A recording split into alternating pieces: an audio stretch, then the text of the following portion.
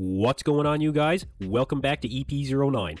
So I've been covering a lot of Arnold Classic news lately, and I do have an Andrew Jack story about the Arnold Classic coming up. But before I get to that, I have a couple of really interesting stories for you guys. One is a story on two brothers that survived in the wreckage of the Syria-Turkey earthquake for nearly 200 hours on nothing but protein powder and their own urine before being rescued. I've also got a story for you guys about what Nick Strength and Power thinks about the latest ridiculous antics of the Liver King. I'll show you what Nick had to say about some of the Liver King's recent posts, and I'll give you my take on it. Oh, and we'll answer if the Liver King is actually natty or not at this point. So first, I wanted to start with this story I found about two brothers that were caught in the Syria-Turkey earthquake that hit on February 6th. And for those of you who might not be aware, this earthquake caused massive infrastructure damage. Tens of thousands have been reported dead. It's just a terrible, terrible situation. My heart goes out to everyone that was caught in this earthquake. But rescuers are finding survivors in the rubble. And two of those survivors are apparently described as bodybuilding brothers by some of the media outlets out there, who survived off of protein powder and urine for almost 200 hours while buried in the rubble of the building they were in. So I found this video on the Elas News Agency YouTube channel, and I'll link the entire video down below for you guys. And thankfully, YouTube's auto-translate feature was able to translate most of this for us. So these two brothers, Abdulbaki Yeninar, 21 years old, and Muhammad Enes Yeninar, 17. I did my best to pronounce these ones, you guys. One of these brothers apparently is into training and bodybuilding, and so that's how they ended up with this protein powder.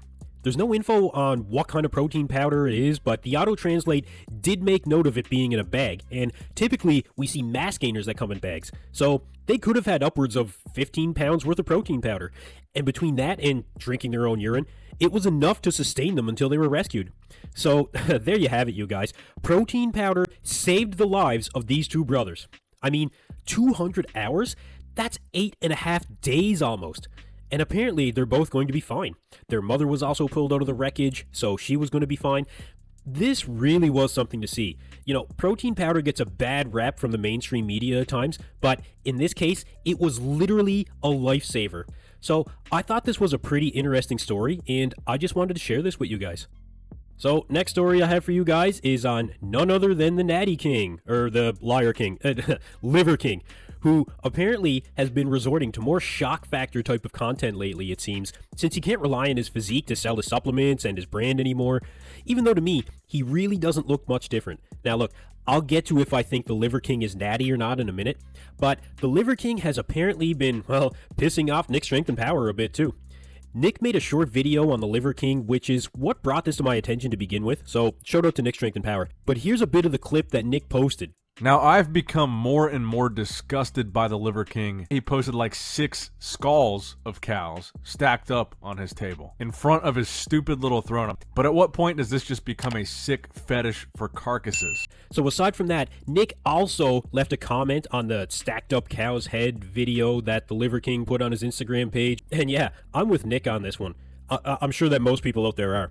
And I don't want to glorify the Liver King or give him any further attention than he's already getting, but I did want to say something here because, frankly, the Liver King is still lying to people. Just look at his physique. If you look at the difference between his supposed natty pictures from late and this picture from, June of 2022, just to pull one out, where he was, sauced to the gills, I mean, he's a bit downsized, I think. His abs aren't as pronounced right now. He's less vascular and a bit smaller through the arms, I guess. But you guys, the Liver King is definitely still on something. And more than just TRT too, I think. I would almost put money on it. It's hard to believe this guy wasn't canceled yet considering the day and age that we live in, honestly. But yeah, Liver King is still lying. For the record, I never fucking said eat liver and you're gonna look like this guy. Never have I said anything remotely even close to that. And that's all the attention the Liver King is getting out of here from me. Now moving back into some Arnold Classic news, Chris Psycho Lewis, the training coach of Andrew Jack, has been posting a lot of updates on his Instagram lately. A lot of live videos, actually.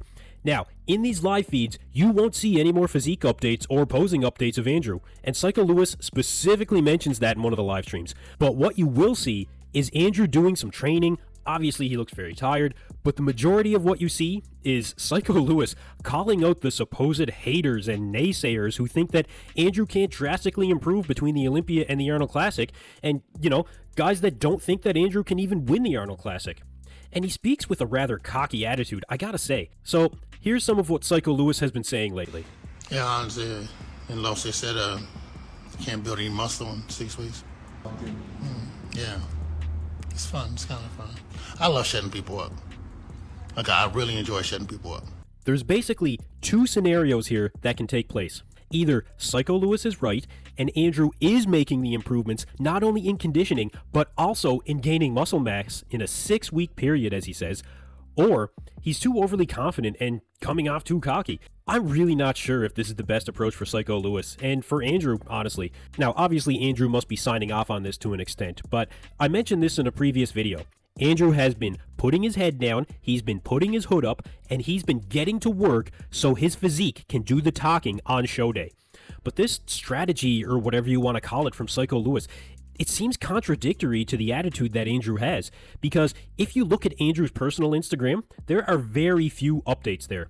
Obviously, you need to build hype before a show. Every athlete does, and is expected to, really. But this is definitely the most talking that any trainer or coach is doing on behalf of, well, any athlete, I guess, in the Arnold Classic. And definitely the most trash talk. I heard somebody said that, oh, it's Fouad. He'll never have those lines in his hamstring. How would he know that? I don't know. How would he know that? Well, he never had them. So then what about when he comes in, brings in all these improvements? Then what does he say? I think they're going to have to eat some cake. I think yeah. I think they're going to take a big old bite of some cake. And I told Iain, I said, Iain, you should be the first one to call it. They got him like 5th and 6th. You believe that? Man, that's sad. That's I think they're going to feel really stupid. No, don't get me wrong. I like Fouad. I like Iain. I like all the guys. I just think they just said something that wasn't super intelligent. And saying you can't grow muscle in 6 weeks. So I was really kind of surprised at those comments. The guys are just doing predictions, and they adjust their predictions all the time. So I thought that was a bit uncalled for, honestly.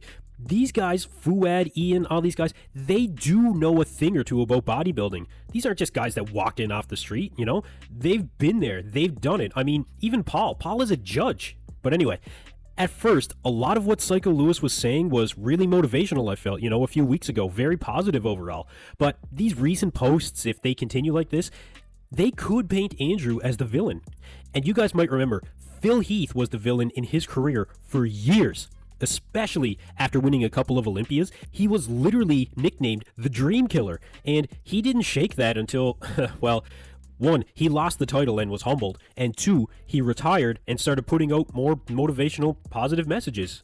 But either way, Andrew's physique better stack up to the big game that Psycho Lewis is talking, or I think he might lose a lot of credibility. Now, do I think that Andrew Jacked is going to live up to all the talk that Psycho Lewis is saying? Well, part of me thinks he will, really. I mean, it's true. Putting on significant size in a 6-week period is highly unlikely, and many would say impossible. But, with that being said, we only know how Andrew is training. We don't know how he's eating, what PEDs he's taking, and we certainly don't know his genetic potential. He hasn't been around long enough.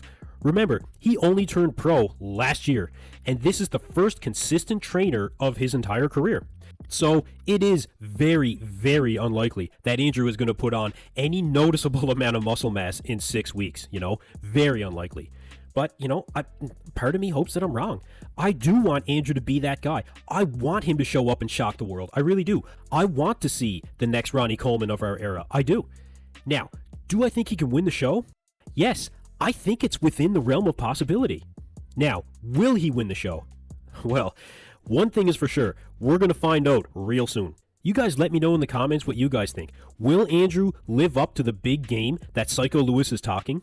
Anyway, that's it for me in this video, you guys. Thanks for tuning in to EP09. Be sure to like and subscribe.